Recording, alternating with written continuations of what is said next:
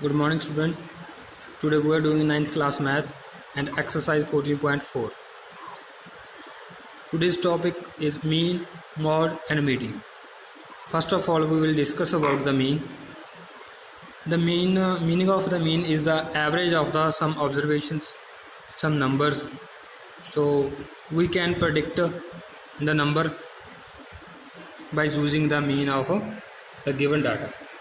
So हम mean को use करके बाकी नंबर को प्रेडिक्ट कर सकते हैं, इसीलिए इसकी हेल्प होती है। तो इसको कैसे फाइंड आउट किया जाता है? मीन दो तरह का होता है, ungrouped data and grouped data.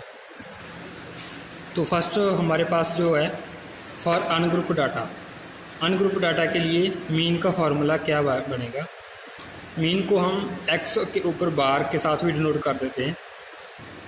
इसका फार्मूला है सम ऑफ ऑब्जर्वेशंस, जितनी भी ऑब्जर्वेशंस हैं, जितने भी हमारे नंबर्स हैं उनका सम, और उसको डिवाइड किया जाता है नंबर ऑफ ऑब्जर्वेशन से। उनको डिवाइड किया जाता है नंबर ऑफ ऑब्जर्वेशन से।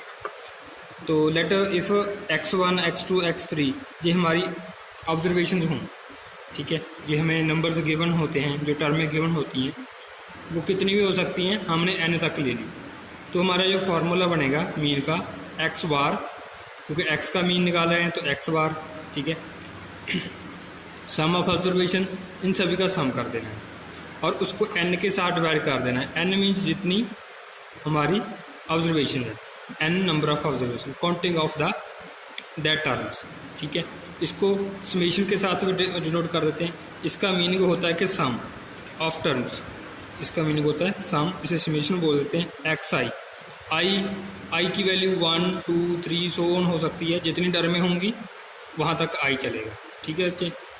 तो आप इसे भी ध्यान में रख सकते हो और इसे भी, कोई भी फार्मूला अप्लाई कर दो, आंसर सेम आए। तो एक एग्जांपल ली है, मीन फाइंड आउट करना है 2 3 4 5 0 1 3 3 4 3, ये हमें ऑब्जर्वेशन दे दी, इसका कहते हैं मीन फाइंड आउट करो।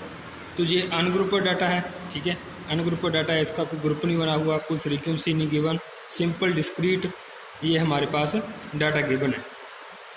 इसका मीन क्या आएगा? इन सभी का सम, सभी का plus upon number of observation क्या होंगी, काउंट कर लेंगे कितनी है, 3 6 9 एंड 10, तो उसको 10 के साथ डिवाइड कर दिया, तो हमारा आंसर आएगा 2.8, that is the mean. Okay, तो सिंपल डाटा के लिए हम ऐसे मीन फाइंड आउट करेंगे। उसके बाद आता है हमारे पास मीन ऑफ ग्रुप डाटा, कि ग्रुप, अगर डाटा का ग्रुप बना दिया, ठीक है, ग्रुप का मीनिंग क्या है, उसमें हमें एक फ्रीक्वेंसी गिवन होगी, जैसे ये डाटा था, इसके साथ इसकी फ्रीक्वेंसी गिवन होगी कि 2 कितनी बार आ रहा है, मान लो 2 रिपीट हो रहा है, ठीक है, ज़्यादा बार, तो 2 के आगे लिख देंगे 4, ठीक है, 3 रिपीट हो रहा है, 3 के आगे लिख देंगे 6। तो मतलब एक नंबर कितनी बार रिपीट हो रहा है उसको फ्रीक्वेंसी बोला जाता है। तो इसमें फ्रीक्वेंसी गिवन होती है, जो न्यू टर्म आती है इसके साथ, ठीक है। इसका सम वही होगा f1 x1, मतलब फर्स्ट को फर्स्ट के साथ मल्टीप्लाई, सेकंड को सेकंड के साथ, थर्ड को थर्ड के साथ, फिर सभी का सम लेना होता है, और नीचे जितनी भी फ्रीक्वेंसीज हैं उनका सम, तो इसे समेशन के साथ डिनोट कर सकते हैं। तो यही फार्मूला आपने ध्यान रखा। ओके, तो fi means frequency, xi means जो ऑब्जर्वेशन हो, ठीक है। इसकी एग्जांपल लेते हैं, जैसे एग्जांपल ली है मैंने, ये बुक से ली है एग्जांपल। ये देखो, ये जो क्वेश्चन है हमारा एक्सरसाइज का, ये वाला फिफ्थ क्वेश्चन में ये हमें x दे दिया, सैलरी दे दी ना, दीज आर द ऑब्जर्वेशंस, और नंबर ऑफ वर्कर्स दे दिए। मतलब 3000 कितने वर्कर को मिलता है, 16 को मिलता है, और 4000 कितने को मिलता है, 12 को, ठीक है। ऐसे हमें ये सारा डाटा दे दिया। ये जो हमारा है नंबर ऑफ थिंग्स होती हैं, this is a frequency, number of worker are frequency and salary is a X. तो इन दोनों को मल्टीप्लाई करना पड़ेगा, क्योंकि फर्स्ट को फर्स्ट के साथ मल्टीप्लाई, सेकंड को सेकंड के साथ, थर्ड को थर्ड के साथ। तो मल्टीप्लाई करके मैंने ये लिख दिया कि 3000 को 16 के साथ किया 48,000, 4 को 12 के साथ किया ये भी 48,000, 5 को 10 के साथ किया 50,000, सेम आगे 6 को 8 के साथ किया 48,000, 6 को 7 के साथ किया 42,000। तो ये सारे हमारा मल्टीप्लाई करके आ गए। उसके बाद इनका सम करना होता है हमने, सभी का सम, जो इनका सम बनेगा वो बनेगा 3,05,000। इसका जो बनेगा सारा सम बनेगा 3,05,000 बन जाएगा हमारा जो सम बन जाएगा। और इन फ्रीक्वेंसी का भी सम करना होता है 60। तो हमारे पास फार्मूला क्या था, सभी का सम FI/XI कितना आया था 3,05,000 और FI कितना आया था हमारा 60 आया था। तो दोनों को हमने डिवाइड कर दिया, तो ये हमारा मीन आ गया उस क्वेश्चन का। ठीक है, दोनों को डिवाइड करके हमारा आंसर आ गया ये वाला। तो ऐसे हम फ्रीक्वेंसी को और XI को मल्टीप्लाई करके उनका सम निकालेंगे और फिर बाद में डिवाइड करेंगे। नेक्स्ट है median. Median it depend on the number of observation. Median number of observation पे डिपेंड करता है कि वो ऑड नंबर ऑफ ऑब्जर्वेशन है या इवन नंबर ऑफ ऑब्जर्वेशन है। ठीक है, मतलब उनकी काउंटिंग क्या आ रही है, 2, 4, 6 आ रही है या 1, 3, 5 आ रही है, मतलब वो काउंटिंग ऑड आ रही है या इवन आ रही है, वो चीज़ हम चेक करेंगे।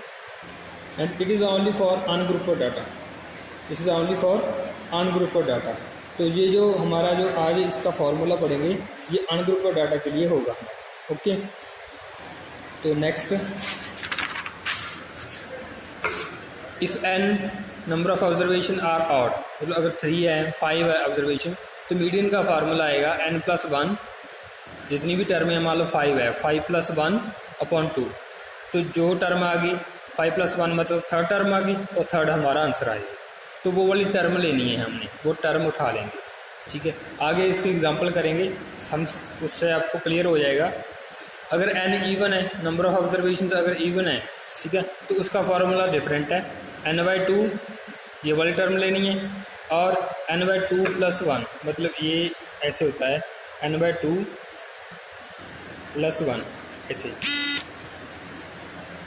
n/2 अलग है +1 अलग है, n/2 + 1 टर्म। इसका मतलब ये है, मान लो अगर हमारे पास 6 टर्म है, 6/2 + 1, इसका मतलब ये है, इसका मतलब अगर n 6 है तो 6/2 + 1 मतलब 3 + 1 दैट इज़ 4 टर्म। ओके, इसको ऐसे टैकल करेंगे, उसको डिवाइड कर देना है 2 के साथ, तो उन दोनों टर्मों का ये मीन आएगा। तो हमारा जो आंसर बनेगा वो मीडियन बन गया। ऊपर वाले में वो टर्म उठानी है, इसमें सीधा डायरेक्ट आंसर आ जाएगा, that is the median. Okay, जैसे एक क्वेश्चन करते हैं हम, दोनों तरह से करेंगे। Find the median of these observations. ये मुझे ऑब्जर्वेशन दे दी, कितनी है ये 10 ऑब्जर्वेशन है। ठीक है, एक बात ध्यान रखनी है मीडियन में, जब आप मीडियन निकालोगे जितनी भी ऑब्जर्वेशन होंगी उसको असेंडिंग ऑर्डर में या फिर डिसेंडिंग ऑर्डर में लगाना होता है। चाहे असेंडिंग में लगाओ छोटी बड़ी बड़ी, चाहे डिसेंडिंग में, किसी में भी लगाओ, लेकिन वो लगानी पड़ती है पहले। तो n हमारी आ गई इसमें 10, पहले इसको हम क्या लगा देते हैं, असेंडिंग ऑर्डर में लगाते हैं। ये रहा असेंडिंग ऑर्डर लगा दिया, 0, 1, 2, 3 जितनी बार आया था 4, 5, ये सारी असेंडिंग ऑर्डर में होगी। अब 10 है तो इवन आ गई, हमारा n इवन आ गया।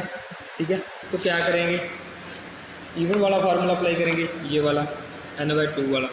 ठीक है, तो 10/2 + 10/2 + 1 मतलब 10/2 का मतलब 5, 5th टर्म, इसका मतलब 5 + 1 6 टर्म, 5th और 6th का दोनों का सम कर देना है और 2 के साथ डिवाइड कर देना है, दैट इज़ द 3। तो हमारा आंसर बन गया ये 3, दैट इज़ द मीन। और मॉड क्या होता है, mod is the most frequently occurring observation, मतलब जो चीज़ ज़्यादा बार आ रही है, जो डाटा ज़्यादा बार आ रहा है, दैट इज़ द मॉड। जैसे इसमें हम निकालें मॉड, क्या आएगा, 3 देखो कितनी बार आ गया, 4 बार आ गया ना, तो ये 3 इसका मॉड बन जाएगा। तो 3 इज़ द मॉड, ये हमारा आंसर बन जाएगा अगर इसका मॉड निकालेंगे। जो चीज़ ज़्यादा बार आती है दैट इज़ द मॉड।